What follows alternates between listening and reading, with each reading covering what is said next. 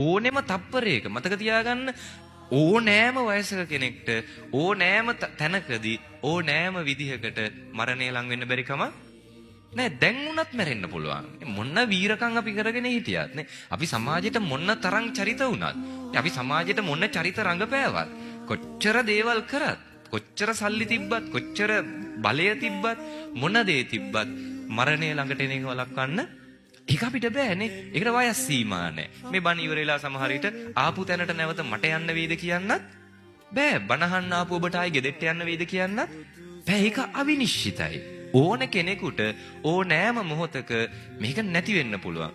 ඒ වෙලාවට කියන්න පුළුවන්ද මෙහෙම? අනේ දැම්ම නම් මැරෙන්න බෑ. තා විනාඩි 5ක්වත් දෙන්න මම පොඩක් ගෙදෙට්ට කොට වෙලා එන්න. පුළුවන්ද කියන්න? එහෙම බෑනේ. මැරෙන දැන් හිතන්න දැන් Tamanට දැනෙනවා කියලා හිතන්න. හරි දැන් මම මැරෙනවා. මැරෙන්න බය නැද්ද? ඉන්නවද බය නැති කවුරු හරි? අපිට නම් ප්‍රශ්න නැහැ. හඳුන්නේ ඔක මොකද මැරලා යන්නේ ඒක? එහෙම ඉන්නවද? නෑ සමහරු කියනවා එහෙමනේ. මැහුවම කියනවා අනේ හඳුන්නේ මොන පිස්සුද?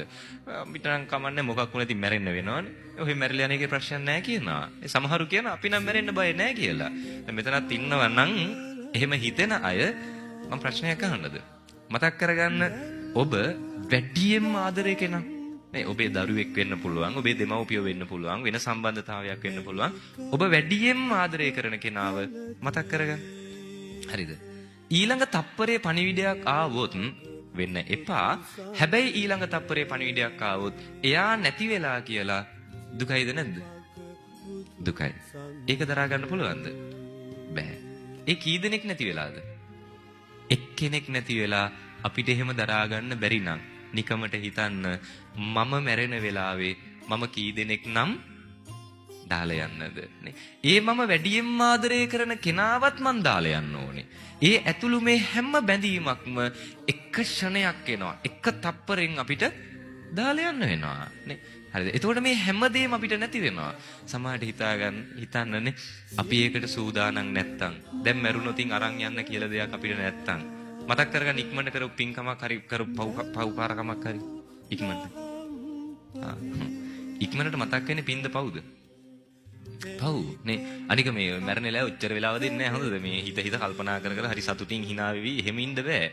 හිතන්න මොකක් හරි ඇක්සිඩන්ට් එකක් වෙලා හරි නේ මැරෙන වෙලාවට හුස්ම හිර වෙද්දි හරි. ඒ කරදර දැනෙද්දි කොහොමද කරපු පින් මතක් කරගන්නේ? ඒක අමාරුයි අපිටනේ. ඒකයි මේ කියන්නේ. ජීවත් වෙලා ඉන්න කාලේ පින්කම් ඉබේ මතක් වෙන විදිහට මේව හුරු කරගන්න. හිතන්න මෙහෙම හැමදාම බත් ටික කනකොට ඔය බත් එකෙන් විඩක් සතෙක්ට දෙන්න පුරුදු වෙලා හිටියනම් දවස ගානේ අපි ඒ බත් විඩ දෙන්න පුරුදු වුණා. ඒ පින්කම අපි පුරුදු වුණා. පුරුදු වෙච්ච නිසාම 아무තු ආයාසයක් ඕනේ. සමහර විට මැරෙන වෙලාව එකපාර ඒව මතක් වෙනානේ. ඒ වගේ මොන හරි පුරුදු කරනවාද? මොනවද තියෙන පුරුදු කරන්න? දවස ගානේ මදුරුව නම් මරනවානේ. දවස ගානේ බොරු නම් කියනවා. එහෙම නැත්තම් හරි වටිනානේ. හරිද? හිතන්න අපි ගොඩාක් දුරට කරන්නේ පින්වලට වඩා පව්. ඒතර මේ තප්පරේ අපිට මේ ජීවිතේ නැති වුණොත් කොහෙන් කොහාට අපි යාවිද? ආයි කවද මිනිස්සෙක් වෙයිද කියන්න බෑ. හිතන්න තව අවුරුදු 100කින් 200කින් හරි කරපු පිනකට අපි මේ ලෝකේ මිනිස්සෙක් වෙලා උපදුනා කියලා.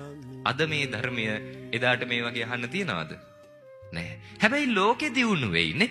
තාක්ෂණය අතින් දියුණු වෙයි. මතක තියාගන්න අද අපි විවිධ හේතු නිසා ධර්මයේ මග ඇරිය නම් එදාට අදට වඩා හොඳ මියුසිකල් ෂෝ තියේවි. එදාට අදට වඩා හොඳ ටෙලිනාට්‍ය තියේවි. තව අවුරුදු 100කින් 200කින් බය වෙන්න එපා දැන් හොඳද? තව අවුරුදු 100කින් 200කින් උපදෙද්දි මේ යන ටෙලිනාට්‍ය ටික තියෙන්න බැරි කමකුත් නෑනේ. හරිද? අදට වඩා හොඳ ටෙලිනාට්‍ය තියේවි.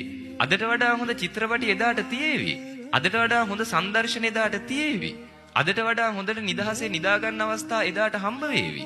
අදට වඩා හොඳට කන්න බොන්න එදාට තියේවි. හැබැයි ධර්මයේ තියේද? නෑ.